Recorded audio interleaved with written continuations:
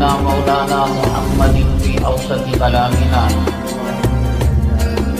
اللهم صل على سيدنا مولانا محمد في آخر كلامنا. سامعین کرام، آج کے جمعہ بیان میں بڑے اہم عنوانات ہیں. اللہ کرے وقت مقررہ پر کیونکہ اس کا حق ادا کرنے کے اللہ توفیق نصیب فرمائے. پہلے نمبر پر جو حالات چل رہے ہیں بالخصوص ہندوستان میں مسلمانوں کے ساتھ، علماء کرام سے استفادہ کر کر ان فتنوں کا کیسے سد باب کر سکتے ہیں اور ان فتنوں سے کیسے بچ سکتے ہیں، اور آج عوام الناس کی کیا صورتحال ہے علماء کے تعلق سے، کتنی قدردانی کرتے ہیں، کتنا ربط رکھتے ہیں، کتنا تعلق رکھتے ہیں. علماء سے دوری ہلاکت، تباہی اور بربادی ہے. یہ اہم عنوان ہے. ہمارے یہاں جو ذیلی عنوانات ہوتے ہیں وہ عنوان بھی مستقل جمعہ میں سارا وقت دے کر بیان کرنے کا ہوتا ہے. کرونا کا جو ویکسین تیار ہوا، دوائی تیار ہوئی، اس کے تعلق سے افواہیں گردش کر رہی ہیں کہ خنزیر کا جیلیٹن اس کے اندر استعمال کیا گیا ہے، اور اللہ تعالیٰ نے صاف طور پر خنزیر کو حرام قرار دیا. نجیس العین جانور ہے. اس کے اجزاء اگر دوا میں ملتے ہیں تو شریعت کا کیا حکم ہے، اس کو استعمال کر سکتے ہیں یا نہیں کر سکتے. تیسرے نمبر پر دجال کی آمد ہے، اور دجال کے آنے سے پہلے دجال اپنے نمائندوں کو، امبیسڈر کو دنیا میں پھیلاتا ہے تاکہ اس کے آنے سے پہلے راستے ہموار ہو جائیں اور دجال کو اپنے کام کرنے کے اندر آسانی ہو. اسرائیل تیاری کر رہا ہے، امریکہ کر رہا ہے، برطانیہ کر رہا ہے، یہود کر رہے ہیں، نصارہ کر رہے ہیں. ٹھیک ہے، ان کا حسب نسب، ان کا خاندان، ان کا ڈی این اے دجال سے جا کر ملتا ہے. لیکن تعجب ہوگا آپ کو، وہ سعودی عربیہ کے جہاں اللہ کا حرم ہے، نبی کریم صلی اللہ علیہ وسلم کی مسجد نبوی ہے، جہاں گنبد خضرا ہے، ریاض الجنہ ہے، ایسی سرزمین کے اندر دجال کے استقبال کے لیے ایک ہائی ٹیک سٹی کی تعمیر شروع ہو چکی ہے، اور 15-20 سال کے وقت کے اندر اس کو مکمل کر لینا ہے. اربوں خربوں ڈالر خرچ کر کر اس کا کام شروع ہو گیا ہے. اس کے تعلق سے وضاحت آئے گی. چوتھے نمبر پر اللہ تبارک تعالیٰ کا دستور یہ ہے کہ اللہ تعالیٰ کسی بڑے عذاب کو چکانے سے پہلے چھوٹے جھٹکے دیتے ہیں. اللہ تعالیٰ قرآن شریف میں اللہ نے فرمایا وَلَنُذِيقَنَّهُم مِّنَ الْعَذَابِ الْأَدْنَىٰ دُونَ الْعَذَابِ الْأَكْبَرِ لَعَلَّهُمْ يَرْجِعُونَ. بڑے عذاب سے پہلے ہم چھوٹے جھٹکے دیتے ہیں تاکہ مسلمان سدھر جائے، اپنے آپ کے اندر بدلاؤ لے آئے. لیکن افسوس کی بات یہ ہے، اللہ کے عذاب سے امت مسلمہ کمپرومائز کر لی ہے، صلح کر لی ہے. جو منکر تھا اس کو خیر بنا لیا، جو خیر تھا اس کو منکر بنا لیا. اللہ کے عذاب کو پہچاننا تو دور کی بات، اللہ کے عذاب سے دوستی کر لی ہے مسلمانوں نے. تو کیا سدھریں گے؟ اسکول میں بچہ پڑھتا صحیح نہیں ہے، نہ ہوم ورک کرتا ہے، قبل اس کے کہ اسے اسکول سے برخاست کر دیا جائے، نکال دیا جائے، خارج کر دیا جائے، ٹیچر اس کو سزا دیتی ہے، کھڑا کر کر، دوڑا کر، بھوکا رکھ کر، پیاسا رکھ کر، مرغا بنا کر. اب وہ یہ سمجھ لے کہ مجھے انعام مل رہا ہے تو کیا سدھرے گا وہ؟ اگر وہ یہ سمجھ رہا ہے کہ چھوٹے جھٹکے مجھے سمجھنے کے لیے ہیں تاکہ میں اسکول، کالج اور مدرسے سے نہ نکالا جاؤں، تو آج نہیں کل اس کی اصلاح ہو سکتی ہے، اس کا بگاڑ دور ہو سکتا ہے. لیکن وہ اس کو ایوارڈ بنا رہا ہے. آج مجھے ٹیچر نے مارا، آج مجھے مرغا بنایا، آج مجھے دھوپ میں کھڑا کیا. ماشاءاللہ کتنی اچھی چیز ہے. یہ مزاج ہو گیا ہے امت محمدیہ صلی اللہ علیہ وسلم کا. اور آخر میں جیسے پچھلے جمعے ہم نے سوال رکھا تھا، حضرت موسیٰ علیہ السلام کو اللہ تعالیٰ نے وحی فرمائی، زندگی کب ختم ہوتی ہے، موت کب آتی ہے، یہ کوئی نہیں جانتا سوائے اللہ تبارک تعالیٰ کے. لیکن اللہ تبارک تعالیٰ بتا دے وحی کے ذریعے سے کہ فلاں انسان، فلاں شخص مرنے والا ہے. موسیٰ علیہ السلام نے بتایا یہ عنقریب مر جائے گا، 2-1 دن کا ٹائم بتایا. لیکن وہ 2 دن ختم ہو گئے تھے، اس کے ساتھی اس کی نماز جنازہ پڑھنے کے لیے آئے تھے، دیکھا کہ زندہ ہے. موسیٰ علیہ السلام بھی برحق، ان پر آنے والی وحی بھی برحق، اور جو اطلاع دی گئی وہ آدمی بھی اپنی جگہ سے ہی وہی بندہ ہے، مرا کیوں نہیں؟ تو اس سوال کا جواب بھی انشاءاللہ دیا جائے گا. حضرات آتے ہیں ہم اپنی مرکزی عنوان کی طرف. یہ بیماری عام ہو گئی ہے مسلمانوں کے اندر. لوگوں نے یہ سمجھ رکھا ہے جیسے ڈاکٹروں کا ایک طبقہ ہے، یونانی حکیموں کا ایک طبقہ ہے، آیورویدک ہومیوپیتھک ڈاکٹروں کا ایک طبقہ ہے، MLA کا ایک طبقہ ہے، MP کا ایک طبقہ ہے، وزیروں کا ایک طبقہ ہے. مسلمانوں نے من جملہ یہ سمجھ لیا جیسے ڈاکٹروں کی یونین ہے، حکیموں کی یونین ہے، وزیروں کی یونین ہے، ایک طبقہ اس میں علماء بھی ہیں. علماء کے بغیر، نبی کے بغیر قوم جی نہیں سکتی. اللہ تعالیٰ نے توریت کو بھیجا تو توریت کو سمجھانے کے لیے موسیٰ علیہ السلام کو بھیجا. اللہ نے انجیل کو نازل کیا، انجیل کو سمجھانے کے لیے حضرت عیسیٰ علیہ السلام کو بھیجا.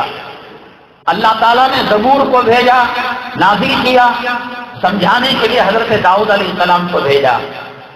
اللہ تعالیٰ نے قرآن کو نازل کیا تو ایک شکل یہ ہو سکتی تھی کسی پہاڑ پر یہ قرآن رکھ دیا جائے، ہر گھر کے اندر کلام پاک کا پرنٹ آؤٹ آ جائے، ہڈی پر لکھا ہوا نسخہ مل جائے، پتھر پر لکھا ہوا نسخہ مل جائے.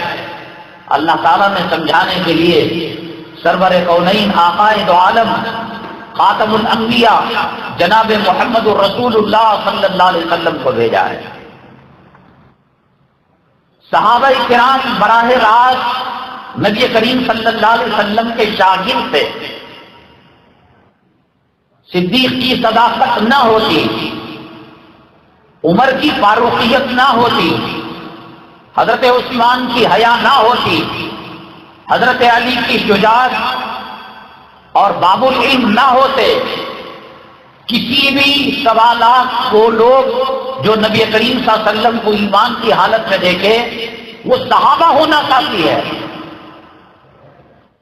صحابیت کی صفت صدیقیت سے بڑھ کر ہے، فاروقیت سے بڑھ کر ہے، سخاوت سے بڑھ کر ہے، علم سے بڑھ کر ہے، جرأت سے بڑھ کر ہے، شجاعت سے بڑھ کر ہے. وہ ہو نہ ہو، ایک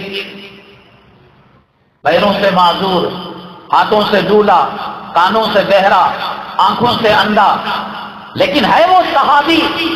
اس کا صحابی ہونا پیغمبروں کے بعد سب سے اونچی قسم ہونے کے لیے، متقی ہونے کے لیے، پرہیزگار ہونے کے لیے کافی ہے. انہوں نے نبی کریم صلی اللہ علیہ وسلم کے پیچھے تابع امام کے کہہ کر نماز پڑھی ہے. صفا مدرسے کے اندر علم حاصل کیا ہے، نبی کا دیدار کیا ہے، نبی کے چہرے کو دیکھا ہے، نبی کی مجلسوں میں بیٹھے ہیں، یہ تمام صفات حضرت ابوبکر کا صدیق ہونا، حضرت عمر کا فاروق ہونا، حضرت عثمان کا باحیا ہونا، حضرت علی کا باب العلم ہونا، اور کسی صحابی کا زاہد ہونا، مفتی ہونا، عالم ہونا، گورنر ہونا، نمازی ہونا، تہجد گزار ہونا، یہ سب بات کی چیزیں ہیں۔ سب سے بڑی عزت، سب سے بڑی خوبی اللہ نے جو ان کو مرحمت فرمائی وہ شرف صحابیت ہے۔ کیوں؟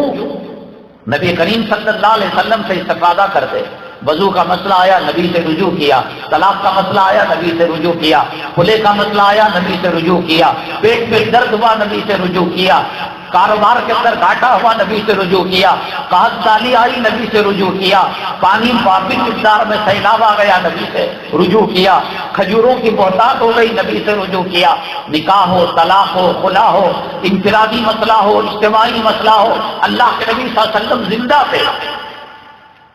اور ایک پیغمبر کے جانے کے بعد دوسرا پیغمبر آ کر قوم کی علمی پیاس بجھایا کرتا تھا۔ یہ کوئی معمولی طبقہ نہیں ہے علماء کا۔ یہ جو آج صورتحال نظر آ رہی ہے کہ علماء کے بیانات سے بھاگا جا رہا ہے، علماء کو گری ہوئی نگاہ سے لے کر زبان سے کہنے کو تو سب کہتے ہیں، بھئی علماء کا اکرام کرنا چاہیے، علماء کا احترام کرنا چاہیے، علماء ہمارے سر کے ساتھ، کہتا تو سب ہے، شادی میں پتہ چلتا ہے۔ یہ ملے آیا کیسے سواگت کی جاتی ہے، اس کی کیسے اس کا استقبال کیا جاتا ہے، امیروں کا استقبال ہے، وزراء کا استقبال ہے، حرام خوروں کا استقبال ہے۔ قاضی جو حلال کرتا ہے حرام چیز کو، وہ شخص اپنی بیوی پر حرام تھا، ایجاب و قبول کرا کر اس نے حلال کیا۔ پیالت شادی محل نہیں کرا سکتا وہ کام، ایسی شادی محل وہ کام نہیں کرا سکتا، بڑے بڑے مجمع وہ کام نہیں کرا سکتے۔ یہ جو پوچھا کیا تم نے قبول کیا، اس نے کہا میں نے قبول کیا، اس کے فوراً 100 سیکنڈ کے 100ویں حصے میں وہ بیوی اس کے لیے حلال ہو گئی۔ کتنی عزت کی جاتی ہے، کتنا احترام کیا جاتا ہے اس قاضی کا۔ رو رو کر مسجد کا چندہ دیتے ہیں، رو رو کر امام کو کھلاتے ہیں، مؤذن کو کھلاتے ہیں۔ اللہ کی قسم، یہود و نصارہ، اسلام مسلمان دشمنوں کی سازش یہی رہی ہے کہ عوام کو علماء سے کاٹ دیا جائے۔ چرواہا بکریوں کو چرانے کے لیے جنگل لے جاتا ہے، چرواہا مر جائے، چرواہا سو جائے، بھیڑیے حملہ کر لیں گے۔ یہ علماء پہرے دار ہیں، تمہاری زکات کھانے والے نہیں ہیں، تمہارے صدقہ کھانے والے نہیں ہیں، تمہارے شرم قربانی پر نہیں پڑ رہے ہیں۔ یا ایھا الناس انتم الفقراء الی اللہ، اے لوگوں تم فقیر ہو۔ آنکھ کی رگ اللہ سوکھی کر دے، بینائی کون لاتا ہے؟ دل کی دھڑکن بند کر دے، حرکت کون لاتا ہے؟ خون کی گردش بند کر، کون ہو تم؟ نبی کے وارث کو پالنے والے۔ مدرسے کے بچوں کو حقارت سے دیکھا جاتا ہے، مدرسے کے سفیر کو گری ہوئی نگاہ سے دیکھا جاتا ہے۔ وہ سفیر چندہ نہ دے، تیرا دکان تباہ ہو جائے گا، تیرا دکان برباد ہو جائے گا، بیماریاں تیرے گھر کے اندر آ جائے گی۔ وہ محتمین کا احسان کہ وہ محتمین 5 کا 10 کا 25 کا 100 کا ٹوکن دے کر تیرے گھر پر آ کر، تیرے دکان پر آ کر تیری بلاؤں کو ختم کر رہا ہے۔ اللہ کے نبی صلی اللہ علیہ وسلم فرماتے ہیں الصدقۃ ترد البلا، نہ تیرا ایم ایل اے بلا کو ختم کر سکتا ہے، نہ تیرا ایم پی ختم کر سکتا ہے، نہ چیف منسٹر ختم کر سکتا ہے، نہ وزیر اعلیٰ ختم کر سکتا ہے، نہ وزیر اعظم ختم کر سکتا ہے۔ یہ جو تو 5 روپے دیا، یہ 5 روپے تیرے ایکسیڈنٹ کو ختم کر رہے ہیں، تیری بلاؤں کو ختم کر رہے ہیں، تیری مصیبتوں۔ کیا عزت ہے علماء کی، ناچنے والے ہجڑوں کی عزت۔ اس کو دیکھ کر کان کے اندر بالی لگا لی، گلے کے اندر لاکٹ کو ڈال لیا، اور اس کا نقش ہاتھوں کے اندر پیروں کے اندر ڈال لیا۔ مرد تو مرد، عورتیں ان حرام زادوں کے اوپر فدا ہیں، عاشق ہیں، ان کے گانے رنگ ٹون کے اندر رکھے ہوئے ہیں۔ وہ امام جو قوم کی نماز کو 7 آسمانوں کے اوپر اللہ کے عرش تک پہنچانے والا ہے، اس امام کی تنخواہ کیا ہے، چپراسی کی تنخواہ کیا ہے، کتا پالنے کے لیے جو رکھا جاتا ہے اس کا مینٹیننس کیا ہے؟ ایک پالتو کتے کے مینٹیننس سے نبی کا وارث، قوم کا امام، تیری ماں مر جائے، تیرا باپ مر جائے، تیری جورو مر جائے، نماز جنازہ پڑھا کر اس کو قبر تک پہنچانے والا یہ عالم ہے، آج کیا اس کی عزت ہے، کیا مقام ہے؟ دنیا کے اندر جتنی تباہیاں آئیں اور جتنا کے اندر جتنی بربادیاں آئیں، نبی کے زمانے میں اللہ تعالیٰ نے کچھ ایسے دشمن رکھے تھے جو نبی کے پاس جانے سے روکا کرتے تھے.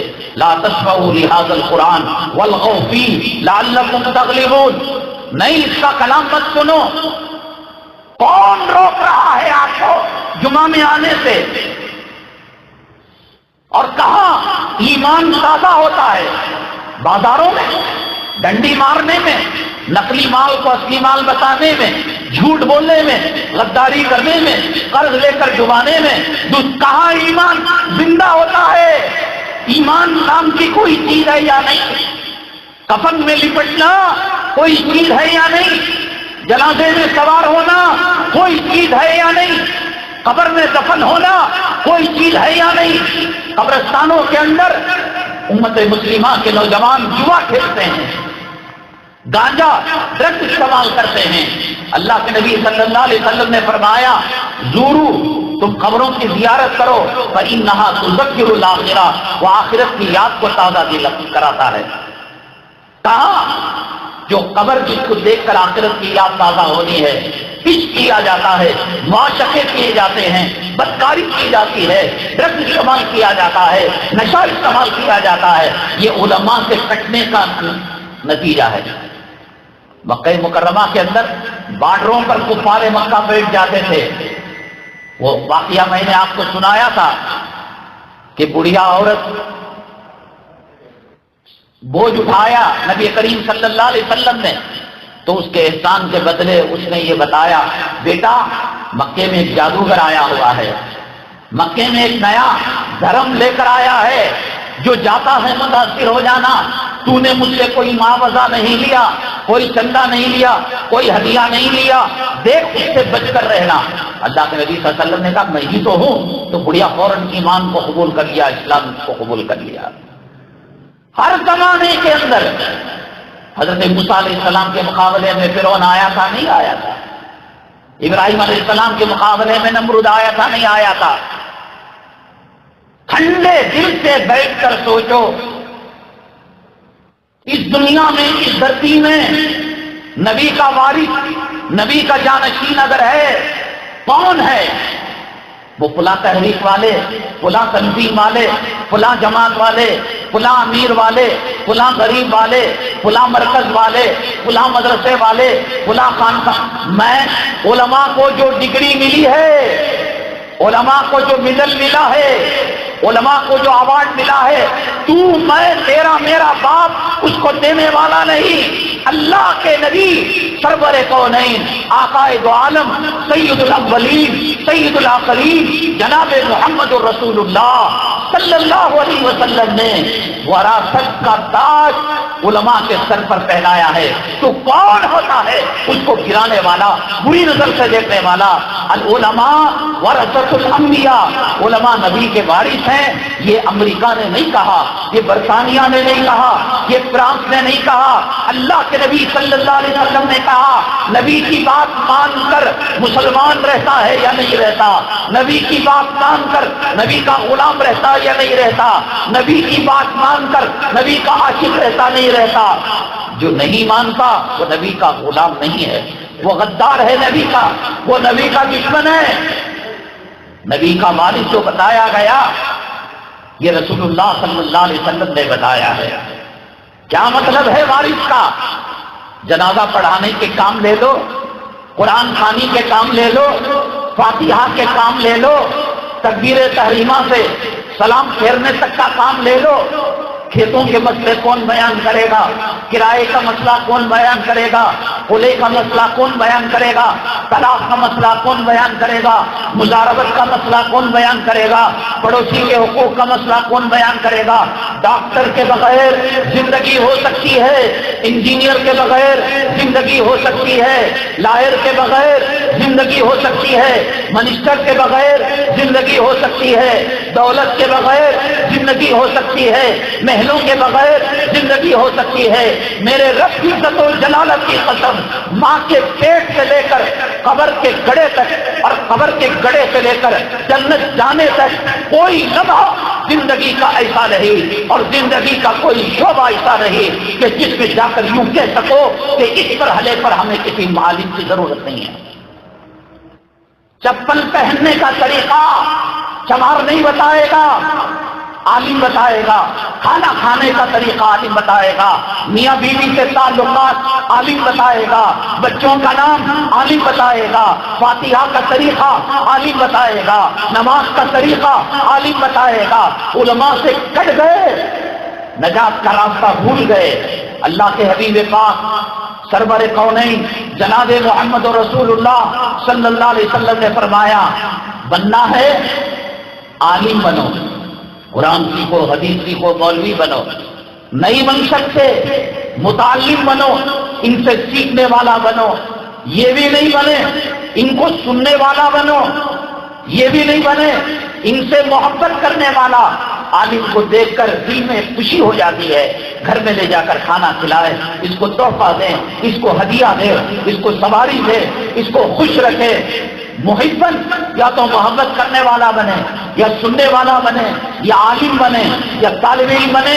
اللہ کے نبی صلی اللہ علیہ وسلم نے فرمایا، ان چاروں میں سے آپ کیا ہیں؟ عالم ہے، طالب علم ہے، عالم کو سننے والے ہیں، علماء سے محبت کرنے والے ہیں، ٹھیک ہے، نجات کے جنت کے راستے پر چل رہے ہیں۔ اور اگر یہ نہیں، اللہ کے نبی صلی اللہ علیہ وسلم نے فرمایا، وَلَا تَكُنْ خَامِسًا، 5 میں نہ بنو، تم تباہ ہو جاؤ گے، برباد ہو جاؤ گے۔ دنیا کے اندر جہاں کہیں مسلمانوں کو تباہی آئی، مسلمانوں کو بربادی آئی، پیغمبروں کے زمانے میں پیغمبروں سے دور رکھا گیا تھا، صحابہ کے زمانے میں صحابہ سے دور رکھا گیا تھا، ائمہ کے زمانے میں ائمہ سے دور رکھا گیا تھا، فقہا کے زمانے میں فقہا سے دور رکھا گیا تھا۔ اب علماء ہیں، گھر گھر علماء ہیں، مفتیان کرام ہیں، جگہ جگہ مدارس ہیں۔ اللہ کے لیے بتاؤ، آپ کے دلوں میں اپنے خسر کی کتنی عزت ہے، اپنے ساڑو کی کتنی عزت ہے، گانے والے کی کتنی عزت ہے، ناچنے والے کی کتنی عزت ہے، اور وہ عالم جو سینے میں اللہ کے کلام کو رکھا ہے، نبی کے طور طریقوں کو رکھا ہے۔ تباہی آئے گی ان سے دور جانے پر، کامیاب ہوگے یا تو عالم بنو گے، یا تو متعلم بنو گے، یا ان کو سننے والا بنو گے، یا ان سے محبت کرنے والا بنو گے۔ اللہ کے نبی صلی اللہ علیہ وسلم نے فرمایا، 5واں جو بنے گا وہ تباہ ہو جائے گا، برباد ہو جائے گا۔